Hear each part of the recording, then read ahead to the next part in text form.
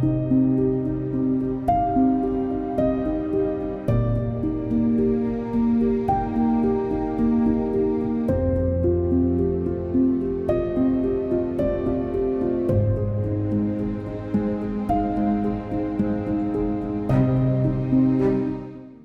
Brisbane preparing for a repeat of 1974. Today is very significant.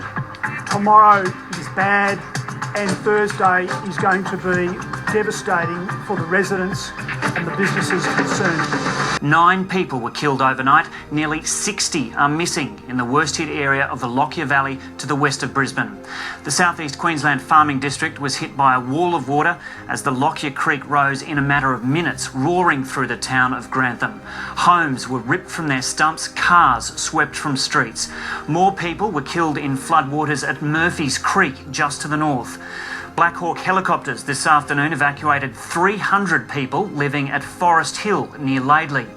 2 lives were lost in the inland city of Toowoomba. Already the suburbs of Fortitude Valley, Albion, West End and Milton are going under.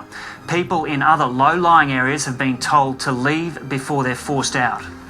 Premier Anna Bligh was shaken last night as she revealed the extent of the crisis. Today, she described it as a true test of Queenslanders. She's called in help from interstate, but appealed for residents to hang in there. Ipswich is also about to be hit hard. Mayor Paul Pizzali says 16 suburbs will be flooded with thousands of residents affected. The Bremer River is expected to reach 22 metres tomorrow and may go higher. The ABC's Paul Lockyer is the only reporter who's been able to get into the town, and he filed this report. The images are stark. This is a battered remnants of a small Queensland town destroyed in a matter of minutes by a wall of water. The torrent that came through here swept all before it. The water fell quickly, revealing just how devastating these floods have been. There are literally kilometres of destruction. Coronation Drive, one of the main roads into the city, is threatening to slide into the river. The danger is that we have a landslip around this vicinity, similar to what occurred in 1974, where the riverbank and the edge of Coronation Drive go down into the river.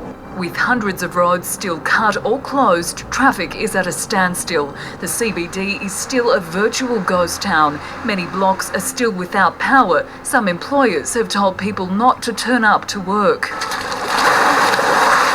The Eagle Street Pier, Brisbane's answer to Sydney's Darling Harbour, was metres underwater. Moving the underground ocean of water out of city car parks and basements. After 2.5 years of building, the new Rio Tinto headquarters was just 2 weeks away from completion.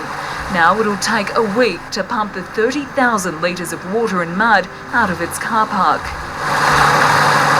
The heart of the city, the Queen Street Mall, is slowly starting to beat again. Banks, shops and businesses are reopening. Others that narrowly avoided damage are doing all they can to return normality to Brisbane. Mud is caking the roads across the city, and with most of the water gone, it was time to start getting rid of it. The Brisbane City Council is aiming to get the road system cleared as quickly as possible, and major arterials are high on the priority list. In the aftermath of the floods, the airlift is underway to feed Queensland. Tons of food is arriving in Townsville, with parts of the north still isolated. If they could get camels across them where they can't get trucks, they would do it. The mammoth relief effort has become an urgent priority after flooding wiped out the Brisbane markets. 65% of the state's fresh food is usually processed under these roofs. A supply train has left Adelaide travelling up the centre to Tennant Creek, where its cargo of food will be loaded onto waiting trucks to travel east. A convoy is on its way from Melbourne to Cairns via a route through Bourke. Multiple cargo planes have left Sydney, also bound for Queensland's north. Authorities are hoping food supplies to flood-affected areas will be replenished once roads reopen. And after more than a fortnight, Rockhampton is at last connected to the south by road. More than 40 semis were waiting laden with supplies as the Bruce Highway was opened.